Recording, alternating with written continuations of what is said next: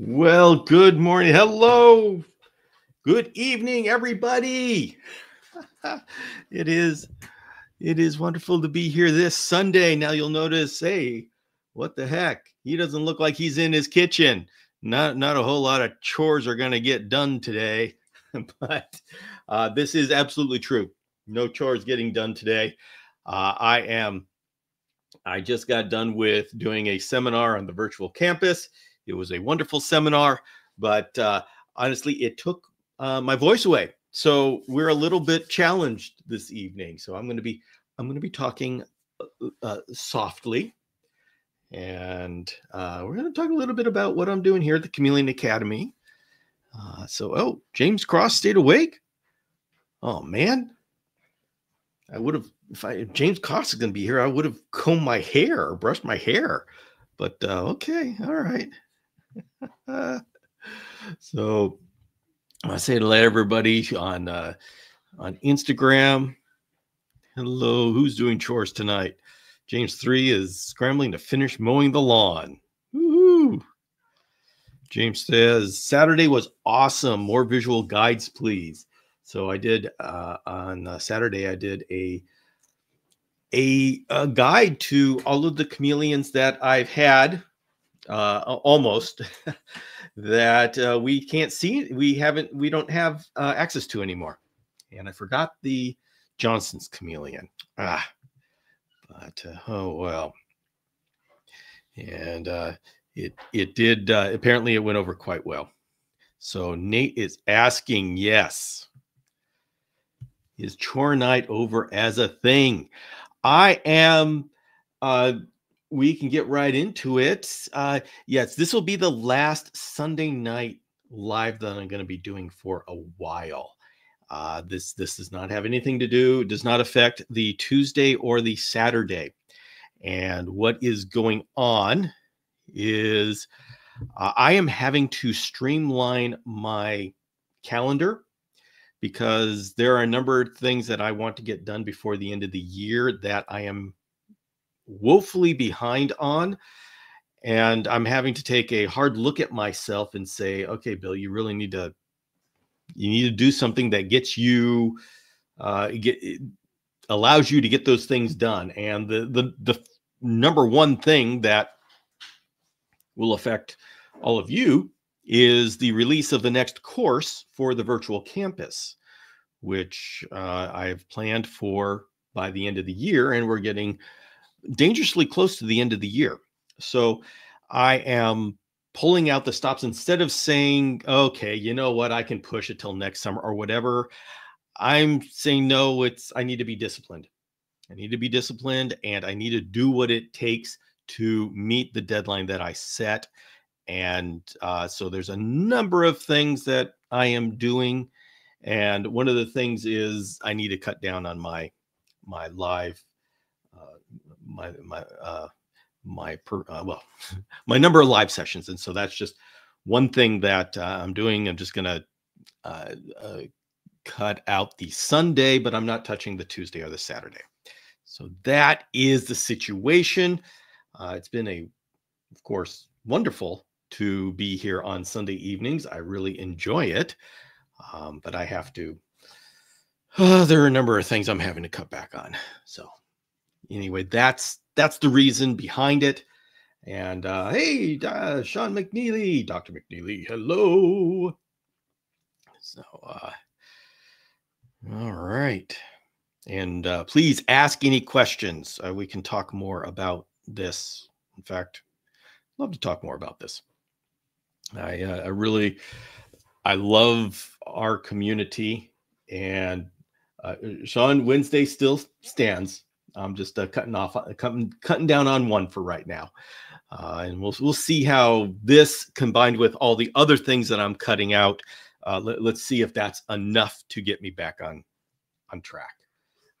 But believe me, what I'm dedicating my time to will come back and strengthen the community and the virtual campus and just the whole general Chameleon Academy thing. So it's for a good cause. But yes, I absolutely love the community. So This is not a goodbye. This is a okay. Well, just not on Sunday. And is there anything we could help with, Bill? Just keep being awesome. I can't tell you how much you all as the community inspire me to do more stuff for the community, because you make it worth us content creators. We create things kind of in a vacuum. We make things, we throw it up on the internet, and then we get all these little digital likes and stuff, and that's what we feed off of. And that's all we've got. It's like little candy that doesn't even have any calories. But when I have a community like we have with the Chameleon Academy, I now have names and faces of people that I care about, and I want them. I want to do things. I want to do this course for this community. And so anything you can help with, just keep being awesome. That's really, really what is needed. That's what I need. He says, I understand your choice. Support it. We'll miss it a lot as well. Thank you. Thank you. Thank you, James. Oh, wow. Let's get the mushroom cup out one more time. Where's my mushroom cup? Oh, man. Oh, no. I don't have it. You know what? Mushroom cup will be here on Tuesday. It will be on Tuesday. And by the way, yes, we will be having tomorrow morning at 5 a.m. There is going to be the fourth podcast of the Mini Chameleon podcast. And this one's going to be about lighting. Yes, lighting. So tomorrow at 5 a.m. we will be here. Yeah. Eliza Ed says, no, you can't cut off the Wednesday show. It's one of my favorite nights of the week. I don't know. I don't get it, Sean. What is it? Oh, yes. What else are you cutting? There's a number of things. There are a number of things outside of the Chameleon community. It's just pretty much something of my life. Oh, I won't be doing podcasts. Those podcast or at least let's say podcasts will be intermittent. The important thing is I am not holding myself to a schedule. You see, the thing that really kills the productivity that I'm talking about is having a schedule. Like I love my schedule. I love having a topic on Saturday, doing a podcast for Wednesday morning, having the newsletter on Friday. But keeping to a schedule and making this is it in making it quality. There's a problem because I try very hard to make the topics that we go into, making it relevant to us as a community. And you notice like the Chameleon North Star, or reevaluating how we accept data from the natural world. Those are very deep and meaty topics that's what I like to create. And that takes an enormous amount of time to do it well. And the problem is, unfortunately, I cannot make a living as a Chameleon content creator. Well, I'm not saying I can't, just at this particular point in time, it's not paying all the bills. So I have to spend my time doing other things as well. And I'm working on it. If I can build this out to where I can actually spend my life being a Chameleon content creator, my goodness, I will give everything and everything. But it's the weekly schedule, coming up with those kind of meaty topics and doing a weekly schedule on it, that becomes first priority. And so that ends up taking up all the time. And then I can't get to some of these other things that I need to do. And the thing is, that's the only way I want to do it. So I'm having to remove the necessity, the work weekly schedule. That's the other thing that I'm cutting, which I'm very sad about. Believe me, it is breaking my heart to do that, but I understand. I try to take my, I say, you know what?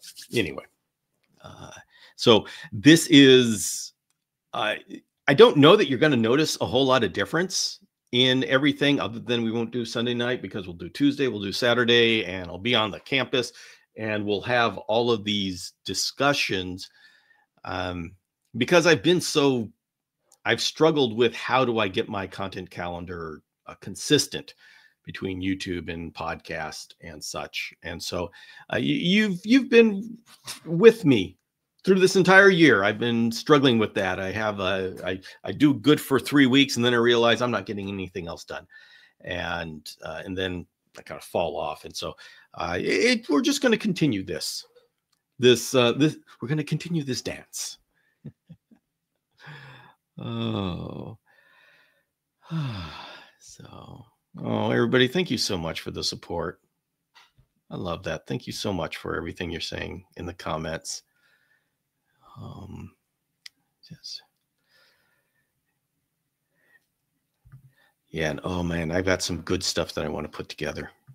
And the thing is, the reason why there's good stuff is because we are doing so much. We are pushing forward and trying new things, like this whole small batch breeding thing, the whole seminar that I gave. And we're talking about these new cage philosophies, because when we're talking about a different way of looking at things, and for those who aren't sure what I'm talking about, when we talk about small batch breeding, we're changing our mindset to giving the babies the most enriched life possible, which means that you only have 6 babies and you spread out babies amongst the community. And that means you can dedicate yourself to those 6 babies. And it's not like number 1, number 15, number 30. They actually have names. You know each personality, and they've got cages like that. These are my baby cages. And that's what I love. So we are changing our perspective, and we are learning in the process, because putting together and keeping one of those cages at top effectiveness is different skills than doing an adult size cage. And so we're developing different skills. And so we are growing so much as a community, as the Chameleon Academy community, and the stuff we're talking about, that there's so much to talk about at a deep level. We need to have these discussions because we're challenging everything and we are growing. So this is us as a growth. And I love having this community because we can grow within this community. You can't grow like this on Facebook. You can't grow like this on Reddit or any other social media, because there's the dynamics just not there. In here, we're in our own little world where we're able to kind of concentrate on doing this, and we're around people who want to grow, who want to challenge. And so this is a very special little space. And that just means we got a lot to talk about and a lot of important things to talk about. So we will continue doing these exciting things. Let's see.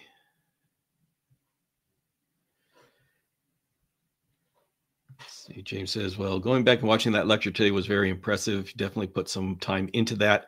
Don't know how you fit that into your schedule. Well, I love it all. And yeah, so I did a seminar today for the virtual campus, and it's kind of like the kickoff to starting this whole idea of the foster program and focusing in on taking care of babies. So we're doing some really exciting things. So now, What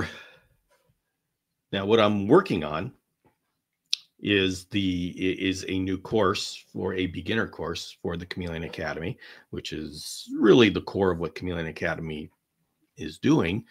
And this is going to put in place a piece of our puzzle that's going to open up the academy to the general population, the beginners. Like right now, the course is parasites, and so that's more for the advanced people, or intermediate. They've gotten past the basics, and so and I think that was the right thing to start off with, because with that course and building a community around that course, we've ended up building a very strong uh, intermediate to advanced community. And I think that structure is a huge advantage, to have that in place, and then do it so beginners now can come in. Because now, I mean, if you look at the virtual campus the way it is, people are wondering who a virtual campus is. That is a campus. It's got forums, but it's got courses, and it's a gated community. It's a paid community for Chameleon lovers. And you say, why would I pay if I've got all 50 groups on Facebook? Well, are you happy with those 50 groups? I mean, okay, I shouldn't get snarky there. It's a place for us. And the reason why it's paid is because I pay for it. And I pay for it so we don't lose it. No other social, I'm not comfortable on any other social media. I just see so many people losing their accounts. I'm not going to risk that. So anyway, with this course, it's going to open up the community to, it's a path for beginners to come in. They'll come into an established community, of a very strong community of people that care for each other and know how to take care of them. So when they come into our community, we'll be ready for them. I'm going to put my nose to the grindstone. Is that the right terminology? And by the end of the year, hopefully by middle of November, that's my goal, we will have this course, which will be the entry level for new people new to chameleons. And it's going to be very much like the parasite course. And so there will be a dedicated forum. But since we now have this situation where, if you have the annual subscription, or the monthly subscription, or the annual subscription, then you're there to help. So I'm going to go to some questions here. Thank you, everybody, for your patience as I went through my explanation. Now I'll get to some questions. Just be patient, and I will go through them.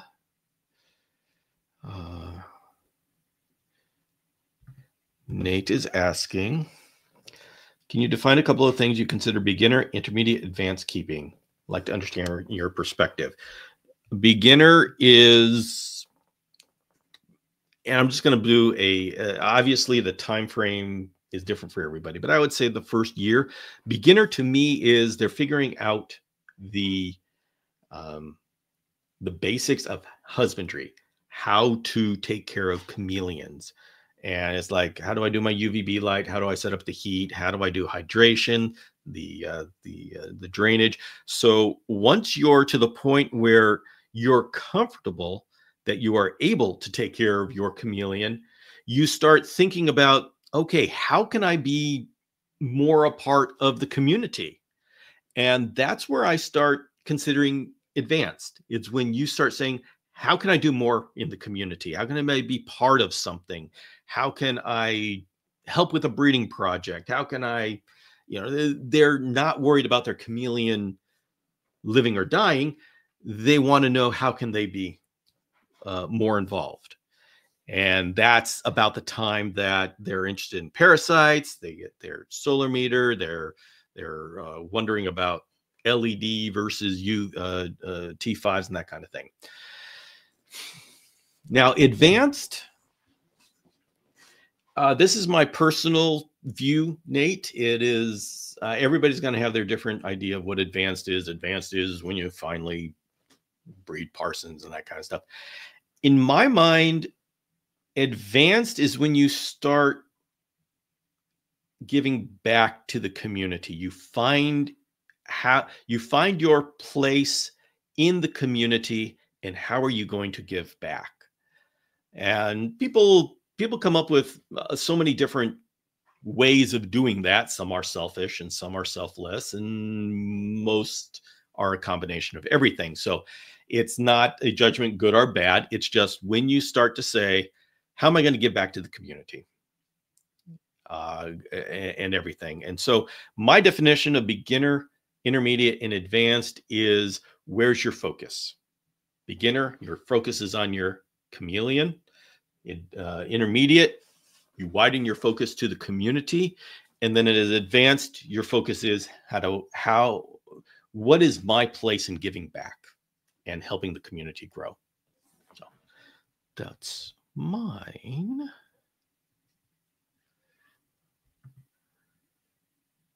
I've been seeing that for a while, Bill. Time to do a more advanced group. I'm sorry, you've been seeing what? Let me know the context of you saying that. I forget what I was saying at the time. Yes, do a more advanced group. Okay. All right, let's see. We got some questions on Instagram here. Okay. Oh, Lone Pop. Hey, Bill, thanks for much. Your book on hatchling chameleon care. So very informative and extremely well written. Thank you very much. I am glad you enjoyed it.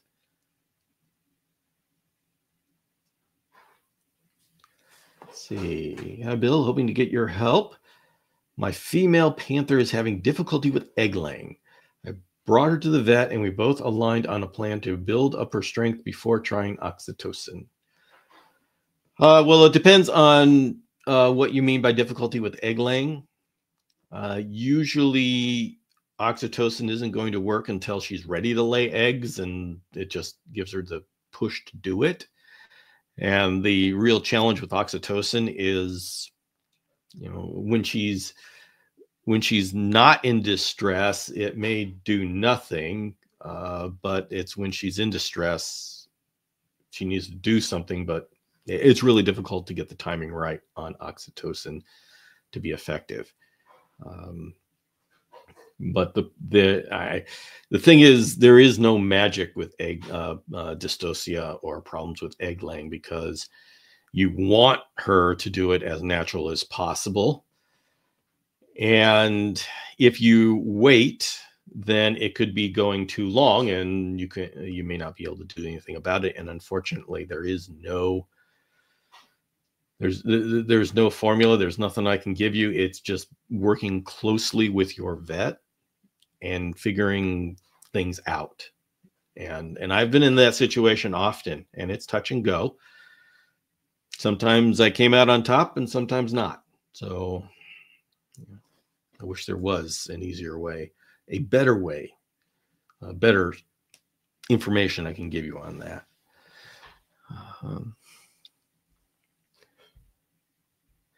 Saying, I'm going to be sorry for being late.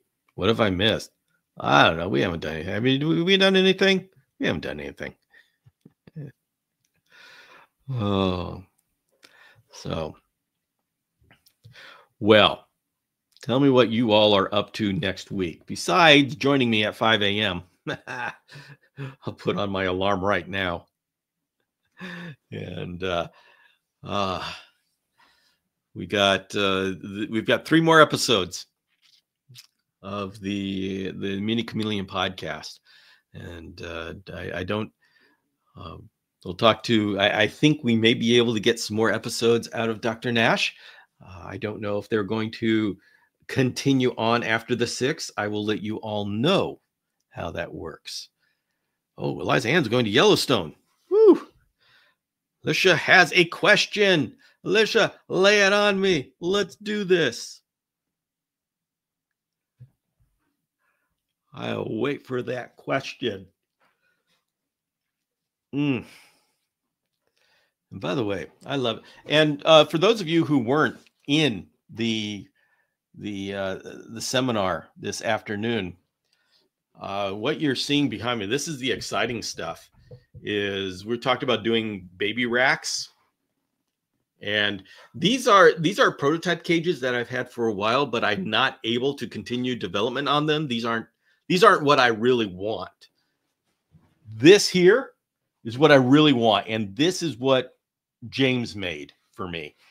And eventually we'll make it available for anybody who wants to buy this, but it's going to be difficult to make it commercially viable because of how it's going to like $225, $250 each cage plus shipping. So, if we can get it down, we will. But the thing is, this is being designed for me. James is doing this for me. We'll offer it as a product. See, that's how that's how we're going to do it.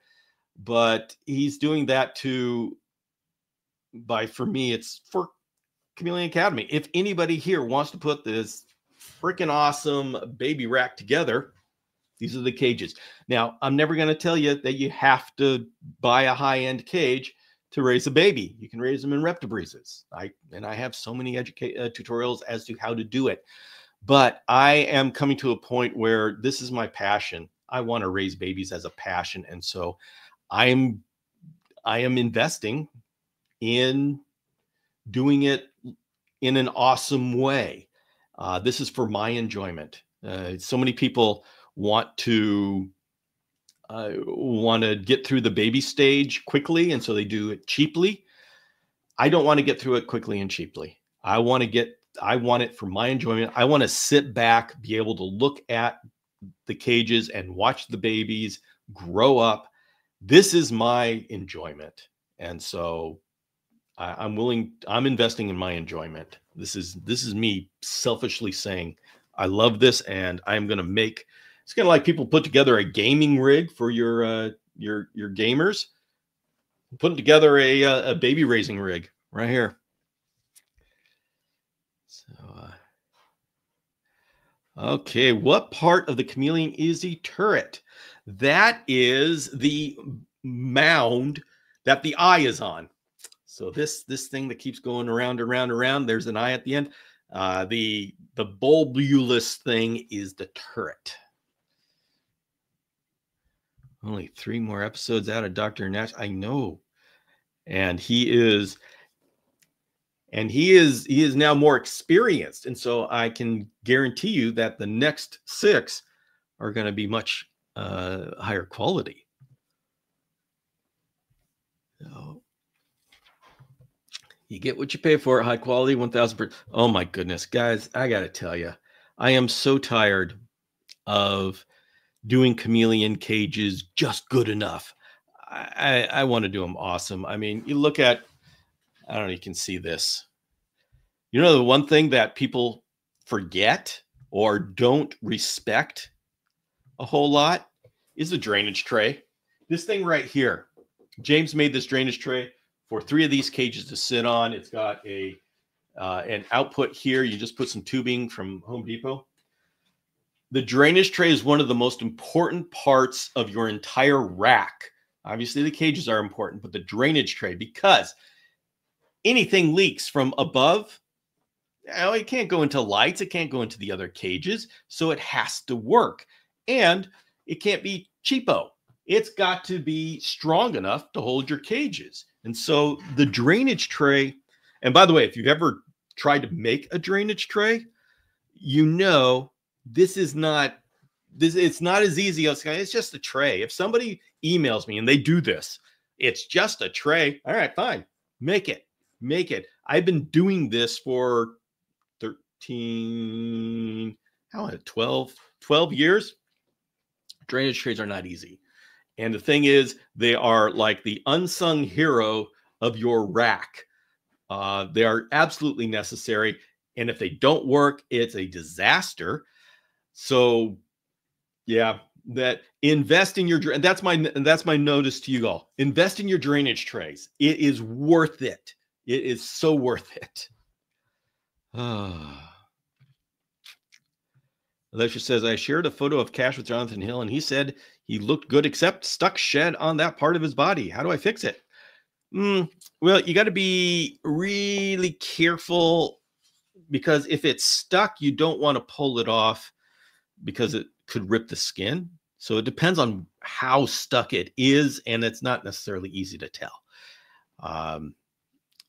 And the best thing, why do some sheds just explode off and some sheds stick? And it's kind of hard to tell because it's like a compilation of so much. But as for this particular one, you can get a Q-tip, you can little cotton swab, and you can try to rub it off, a wet cotton swab, kind of rub it off. Of course, the Chameleon doesn't like it when you do this. So yeah, it's never easy.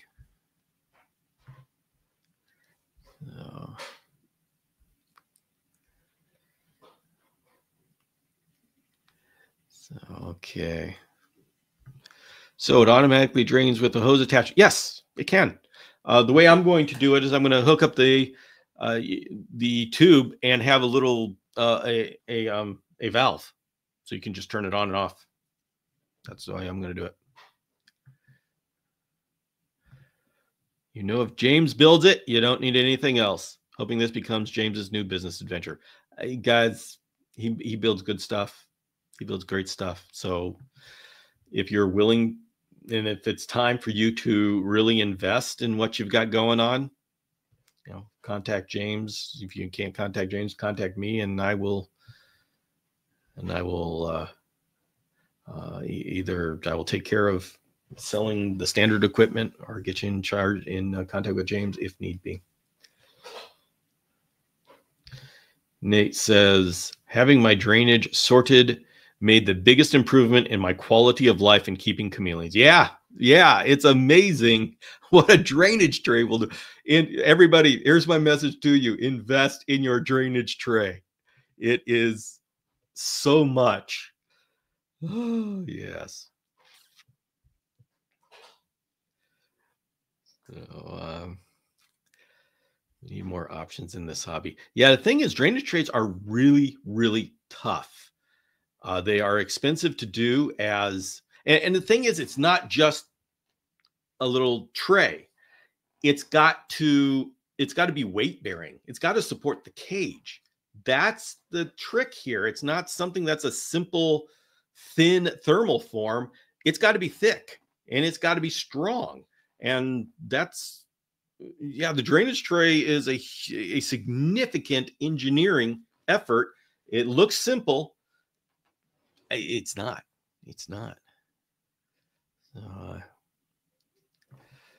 Let's see.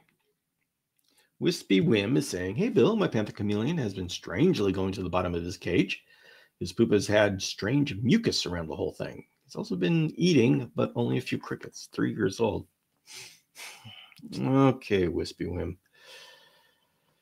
If I get him 3 crickets every 3 days of 20 maximum, and he eats a few out of them, and do you feed him 20 crickets every 3 days? That may be why he's not eating. It's because he's not hungry. That's a lot of food. If he's 3 years old, I would give him 5 crickets every other day. But let's see. As for poop having strange mucus, how consistent is that? You look at his hydration and his what he's eating. Obviously, he says he's eating crickets. But at the bottom of his cage, the typical thing. Oh my goodness. Okay. The typical thing about bottom of the cage is either he's hot and he's trying to get away from the heat, or else he's trying to get somewhere else. Now, getting somewhere else may be because he doesn't like his cage, doesn't feel safe in his cage, or he sees someplace that he'd like to check out. And that could be something on the other side of the wall. You really can't tell with chameleons. And so it's one of those things where you have to observe what he's doing and just try to figure it out. It's different for everybody. That's why I can't give you an answer, because every chameleon is different. Every situation is different. We just have to sit and try to figure it out. And this happens often. So yeah, you're in good company. And we talk about it. And every single time it's a different reason why the chameleon goes down to the bottom. So you got to, the first thing for you to figure out is if there's a medical condition, is he just feeling bad? Does he just sit there and huddle? If he's active and alert, it could be anything from he doesn't like his cage, he wants to be somewhere else, or he just is feeling the panther need to move around. And in the wild, they're all over the place. And so they travel a lot. Usually in captivity, they settle down because they don't got a reason to go anyplace, but it could be that he's just got something in his DNA. So you got to figure out behavior, medical, or husbandry. And I know that kind of covers everything, doesn't it? So it's an unsatisfying answer, but unfortunately, it's the true answer.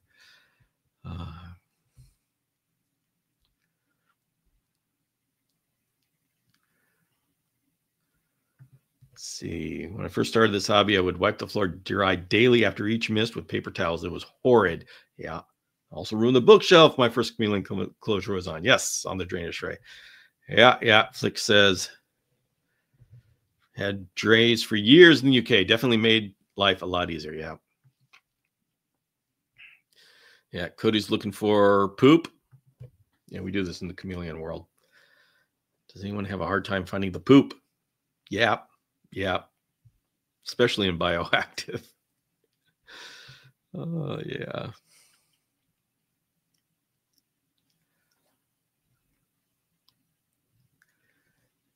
So, okay, there we go. Let's see, Wispy Wim says, thank you. His cage is nice and covered with live plants and climbing hairs. Okay, good. I made sure his basking heat is safe. Good. It feels like warm sun on my hand. He's still alert and climbs around. Okay. So, let's go ahead and take those things at face value. And that's what we do. We have to just say, okay, let's narrow down to the most likely variable that we want to check out. And so what you can do, but make sure it's safe, is open the cage and see what he does. Make sure there's no pets around, make sure there's no danger and all that kind of wonderful stuff. Just sit back and watch. If you do open the cage door, what does he do? If he hightails it to the other end of the room because he saw some sculpture or something on the wall that he thinks it'd be fun to perch on, okay, well, there you have a clue. If he just wanders aimlessly, okay, well, we didn't get much useful out of that. But you just got to try different things like that and see if hopefully it's not medical. It sounds like he's healthy, so maybe it's behavioral. So try something, stuff like that. Yep, that's a fun thing we do with the chameleons.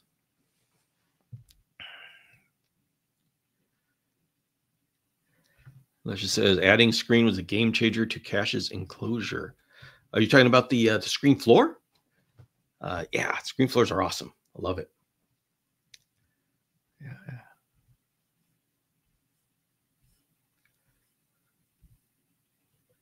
James says, I love all my drainage.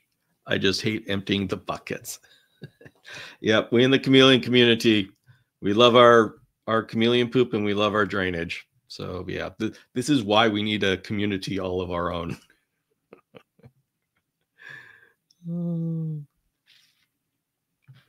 Be able to use drainage tray in your bioactive enclosures? Yes, I do. I have, and let's see, I don't know if I can show you. So at the bottom of this cage, there's a drain. Actually, you can see. So drain at the bottom of the cage. So it goes into the drainage tray.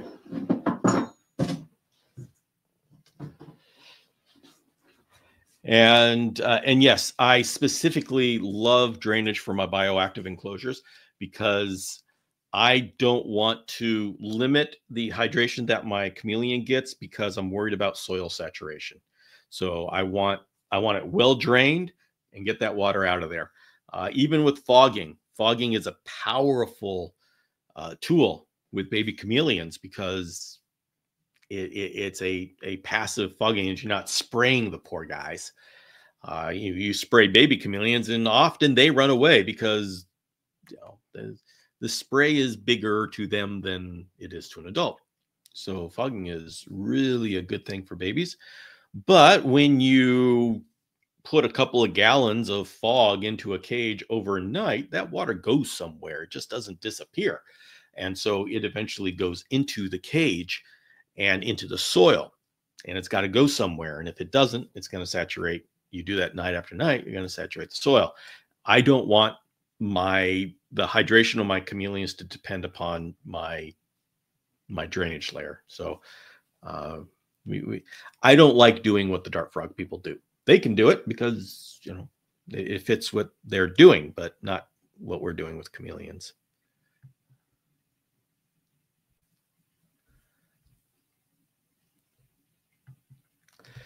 Would having bioactive in poop getting eaten help stop the life cycle in some cases compared to bare bottom and feeders trampling it?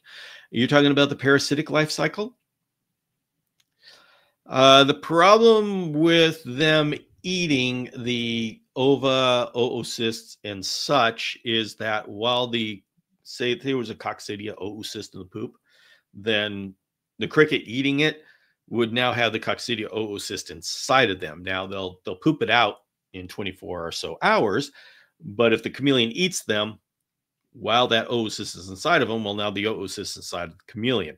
If the cricket poops out the oocyst, well, then the oocyst now is back into the environment.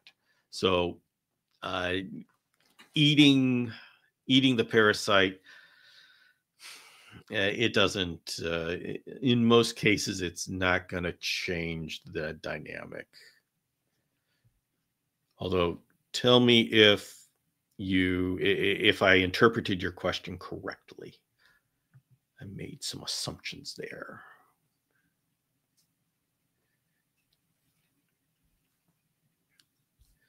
So Marjan has 7 buckets. We love our drainage buckets.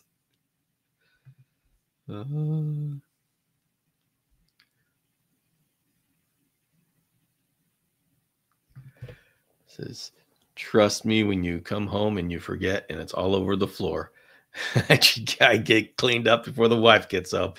Oh man, I put a bucket on a cheap plastic stand.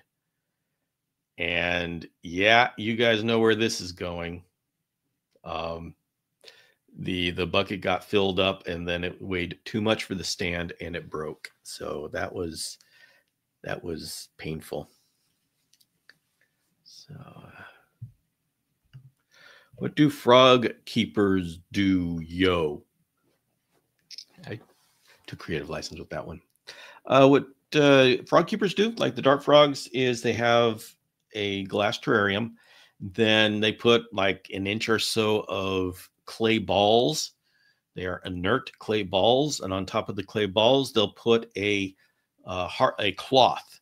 And then on top of the cloth, there's the soil for the cage. And so what happens is that the water goes through the soil and through the cloth. The cloth is there to keep the soil from getting into the clay balls and then creating a muddy mess. So the water goes through the cloth and is stored in the clay balls.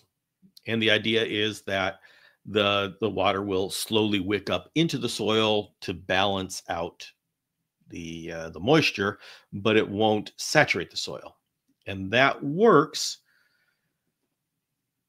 if you don't have as much water going into the cages as I like to have going into mine. So we and chameleon people can very easily just totally fill up that drainage layer and we just blow the system up. So you don't like my dart. Oh, what about frog keepers you don't like? My dart closure has a drain, misting, fogging. Well, if it has a drain, then it doesn't have a drainage layer, and you have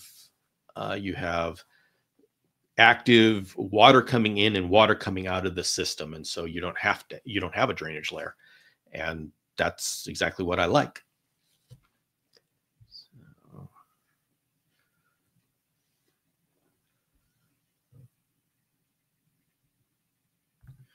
Speaking of clay balls, you were going to tell me once where to get those locally. I just said I don't like doing that. You want me to facilitate someone doing a drainage strategy that I personally don't like? All right. All right. I'm going to have to ask Yvette. She is the master of getting those clay balls because she at least used to use, she doesn't use them anymore. She used to use them, a lot of them. So we'll get you that information.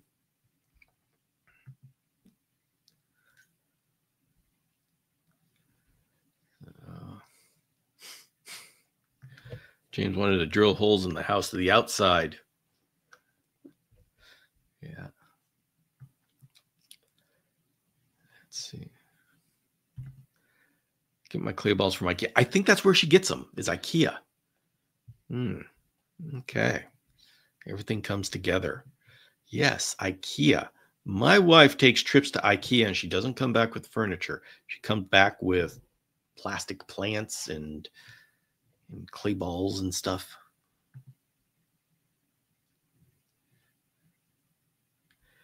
Oh, we have IKEA in the US, all right.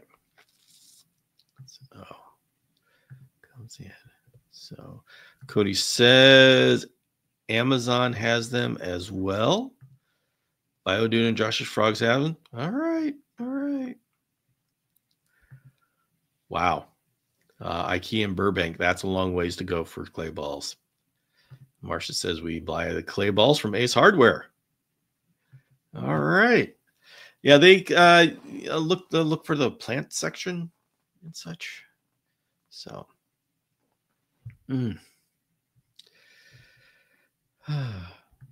Eliza Ann uses you just do hide and seek in there with the kids and then go home. So Eliza Ann uses IKEA like an amusement park.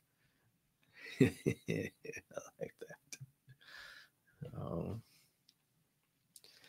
Let's see. Wispy Wim is worried about frequent dark colors, him wanting out a lot. No sound when he hisses. Well, okay. And he doesn't seem to be gaining weight. If anything, looks to be losing it. Okay, well, there comes a time where enough of these things add up that it may be worth it to go to the vet and say, is there anything going on? Things could be, if he's got internal distress, it's a good idea to do a fecal exam and just see if there's an infection somewhere. It could be that he's got something internal. And if it's at the beginning of whatever's going on, then he's going to look alert, but he's going to feel puny. And so maybe you ought to check the medical side of things. And yes, if he's captive hatched, you still check for parasites. It's amazing how many captive hatch chameleons have parasites. And the reason why we don't know about it is because people don't look unless they're part of the virtual campus and taking the parasite course. And those of us who are in the parasite course, we look at all poops, no matter what. And we find some surprising things that we didn't expect to find. Yes.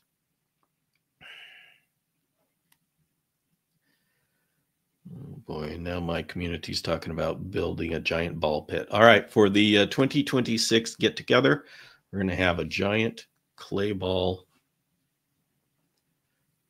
pit. Oh.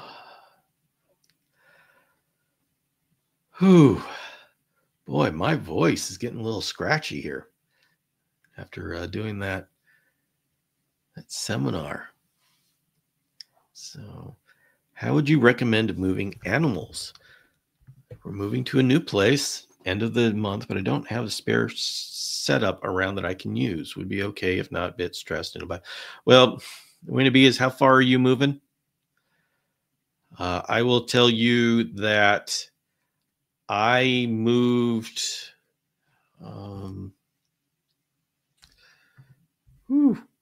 Save James, nick of time.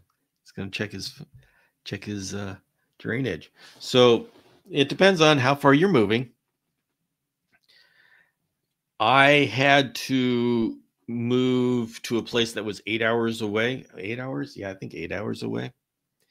And so what I had to do, because I had a whole lot of chameleons and I didn't necessarily want to take them out of their cages, it'd be very difficult, and because you know my philosophy, everything's got to be on casters.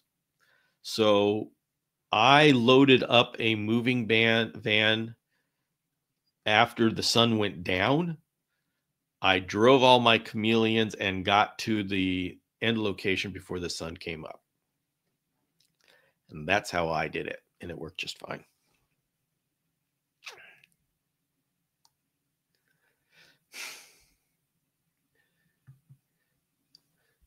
Alicia says, Bill, John must have had an amazing time with the 10th anniversary as I did. He's already asking when and where the next gathering is. I love it. We're talking about it. I have an official events manager, and we're talking about it. And there have been some discussions about having it in the Detroit area at Legacy. Haven't looked into it. Don't know what that would take. Wayne Beatty says 20 minutes away. Can be done in a day, but the cages are going to be difficult to move and will probably take a couple of hours. I do still have the caster for my Dubia cage. All right. Wayne Beatty's. I don't know the details, but I'm going to come up with a proposal. How many you got to move? Let me know how many you've got to move. But what you could do, if you have just a couple, I plan it, build, just check out, and focus on your other. Okay, thank you. So this is what I'm going to suggest to you. If it's one chameleon and one bearded dragon, okay. Yeah. Yeah, okay. They can be in a box. They can be in a box for 20 minutes. Put them in a box. If you're really concerned, then wait until they're asleep and do a middle of the night drive over. So they're asleep. You put them in the box. They say, what the heck just happened? They go back to sleep. You drive them over. You set up the cage there. You put them in the cage, and they wake up in the cage going, wow, what a weird dream. And so that's the way you can do it with the least amount of disruption for them. So,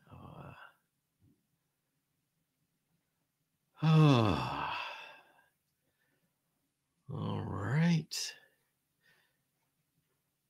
Everybody, we're kind of coming to the end here.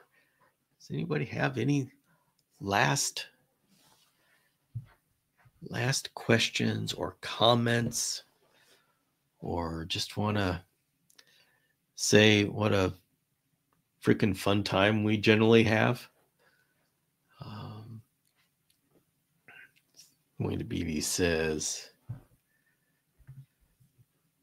okay, cool. That'll definitely be the plan I try for. Thank you so much. Time to cheers to Sunday chores. That's right, everybody. I don't have my, you know what I do have? I have a fine mist. So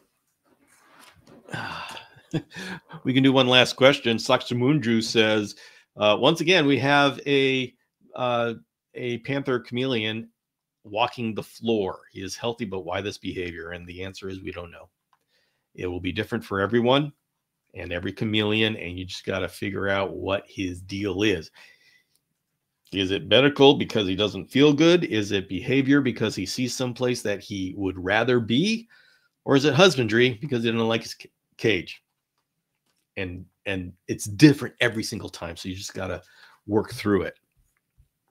So, all right, everybody. If you didn't get at the beginning, this is going to be the last episode of the Sunday chore night, at least for the foreseeable future. It came back once before. All of this that we're doing now, I stopped it once before. I had to do it again when we were doing fruit fly. So who knows? It will come back again. But for the foreseeable future, I won't be doing Sunday nights anymore. Still doing Tuesdays, still doing Saturdays. And so, yes, it is time to cheers to Sunday chore night. I don't have my mushroom cup, but I have a hand mister. And that'll be a fun way to say goodnight. It's been wonderful being with you on Sunday nights. And if you're crazy enough, join me tomorrow morning at 5 a.m. Pacific for Michael Nash's episode 4 of the Mini Chameleon podcast. And I'm about to finish the processing of it and get it loaded up right after this show. So bring back bake-offs. This used to be a bake-off. I'd actually have people baking cookies here. We do crazy stuff. This is why we have a great community. We just do stuff. Going out with a mist. Oh, yeah. These are on Amazon, and they are incredible, like $10.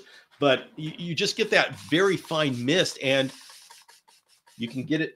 And now I'm creating a whole lot of mess. But it's really cool. I love it. So, all right, everybody. It's been wonderful being here, and I'll see you next time. See ya.